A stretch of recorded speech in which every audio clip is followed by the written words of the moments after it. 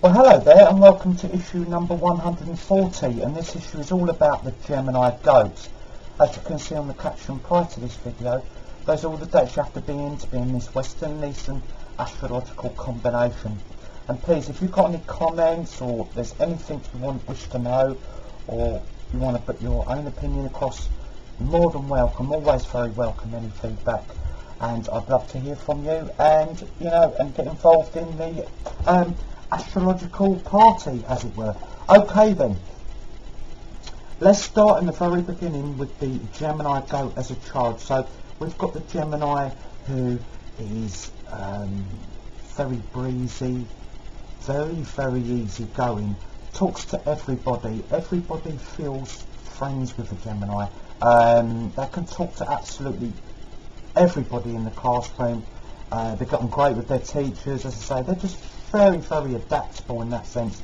They have a lot of knowledge about a lot of different things, so even if it's not their sort of hobby that one of their friends does, they can talk about it. They're very good like that, and they go ahead and try it, because Geminis will try different things. They don't get stayed in one hobby. They like to switch around and try all manner of things, from sort of artistic things to sporting things. So they have a real broad range of interests which they can have different various friends for, different groups, so they make, as I say, a very popular child. Then we bring in the goat into the mix. So the Gemini's born in the year of the goat.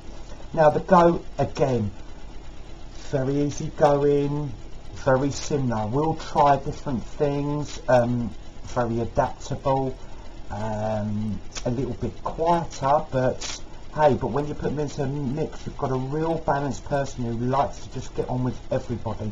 I can rarely, if ever, see them in arguments or fights, or the parents having to go up to school because there's hassle over something, because they will just seek to just get on with everyone. It's not that they will sit on the fence about stuff. They sort of see it from that person's point of view and they go, okay, fair enough, that's your opinion. The goat, although a very skillful fighter, chooses not to fight on the whole, because they think, it's going to have to be something pretty serious for me to want to, get involved in stuff like that. They like to prefer to make people laugh, have a joke and get on, and that's the way the goat character is, especially when you mix it with the Gemini. Again, the Gemini also would rather get on, have a chat, have a joke, rather than come into confrontation. If it sits on their lap or comes at them, yes, they will deal with it, and you're going to have quite a technically skilled fighter in the Gemini goat. They're no mugs, shall we say, but they'd rather not, and that's what's so fantastic about this combination, because they don't wish to push their will on anybody. They'd rather just go along with the flow, and they are, as I say, very keen to have their friendships, and they keep them a long time, and they've got a wide variety of friends all across the board, from somebody who just plays chess to somebody who goes hang gliding, and that's that sort of thing they've got going on. That's the rapport they have, and that's the trust they get from others as well. So if we take them through into the college years, yes, they will do college. They realise, as the goat does, especially Gemini, that to keep the studies going, to get those qualifications behind you, those bits of paper, which are so important these days. They realise that's what businesses and firms will be looking at, so they will go the extra yard. They will put in that extra effort. They study for that extra year or two, rather than just dive into an employment. They will get the backup of the certificates, etc. And they will do decent studying work. They will, as I say, because they'll be easy to teach. And, I can see them doing pretty decently well.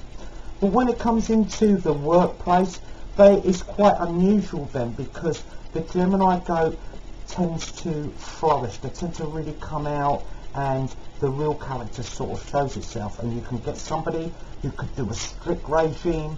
They could do a strict 9 to 5 and just act as everybody else does, just getting their work done, getting their head down. But at the weekends, they're going to have a bit of a vagabond spirit. They're going to be love to travelling. They're going to be love trying different things.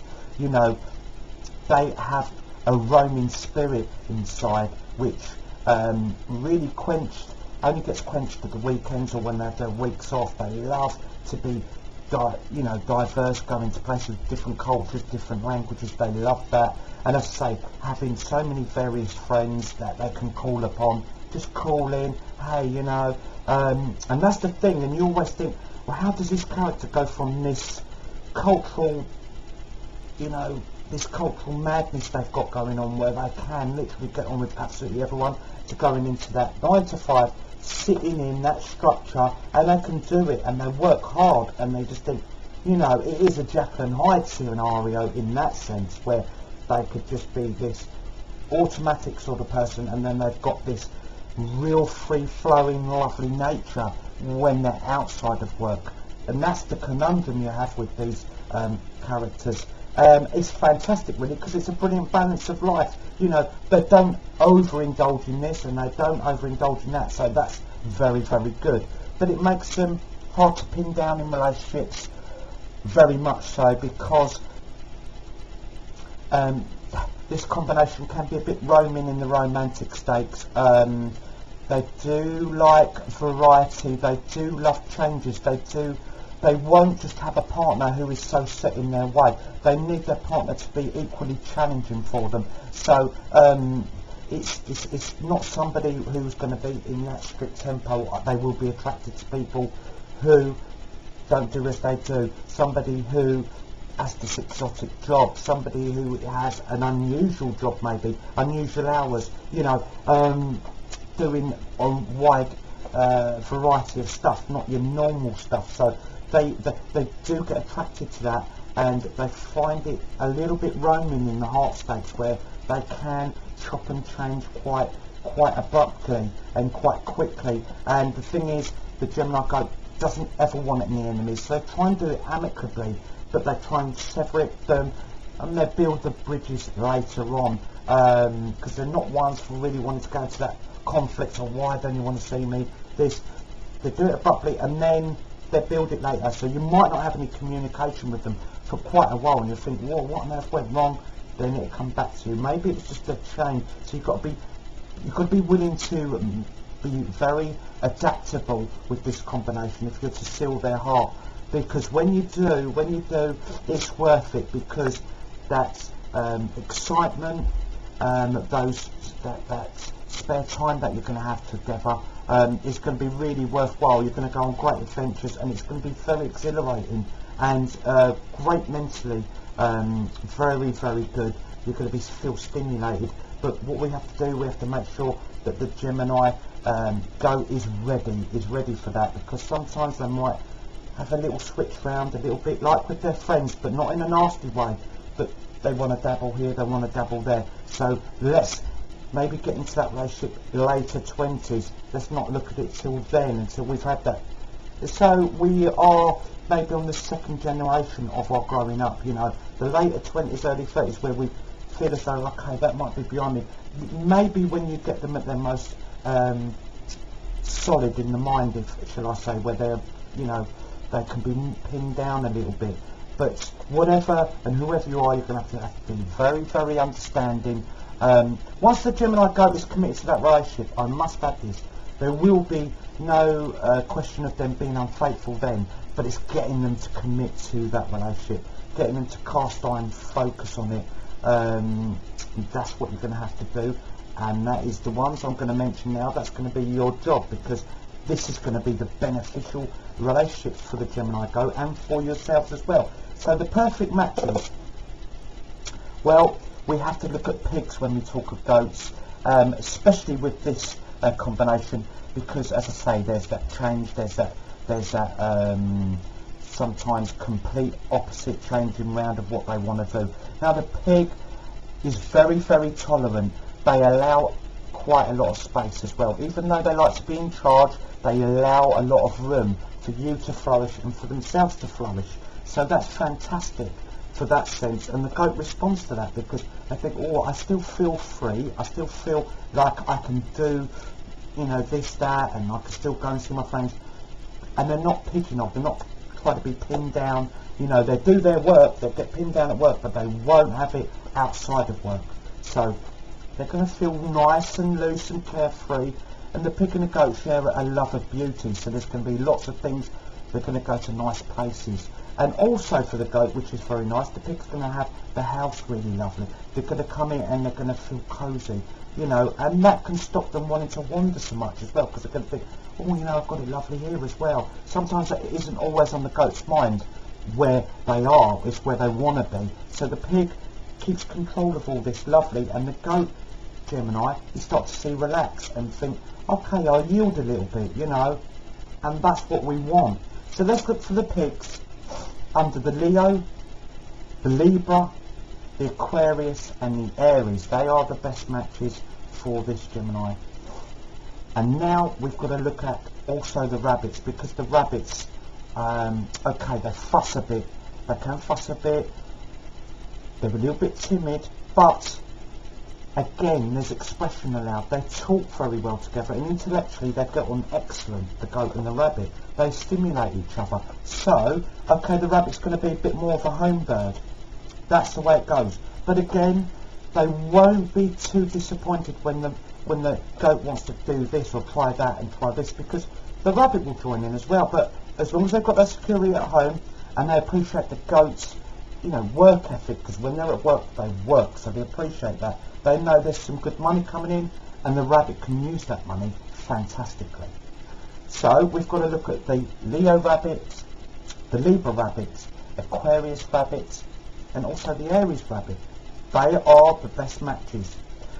For the Gemini goat, the ones obviously to avoid, and it doesn't change, are the oxen, because the oxen, yes, there is things to admire both about. They admire certain things, but the oxen's tradition, the oxen's rigidity, routine, and they like things to be solid cast iron. They do not like the changing and the darting and maybe the switches round of mindset.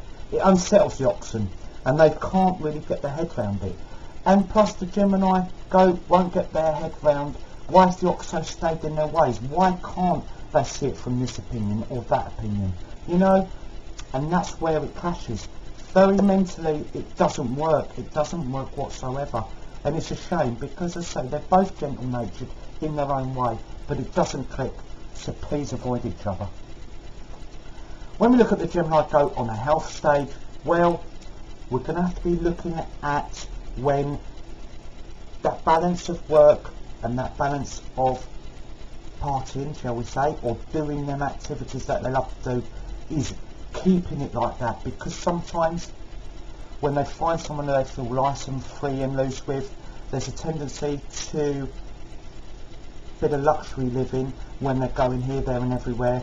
But I really trust that the Gemini goat will keep it balanced, keep it nice, and if they stick to the ones that I've mentioned, there'll be a lovely balance, because it'll be work, play, and it'll be perfect. And I always think that's great for a perfect physical health. You know, your body is at its best when it has a nice equal balance, sleep, work, etc. And they eat very well, especially they eat very well, the pigs and the rabbits, because wonderful cooks.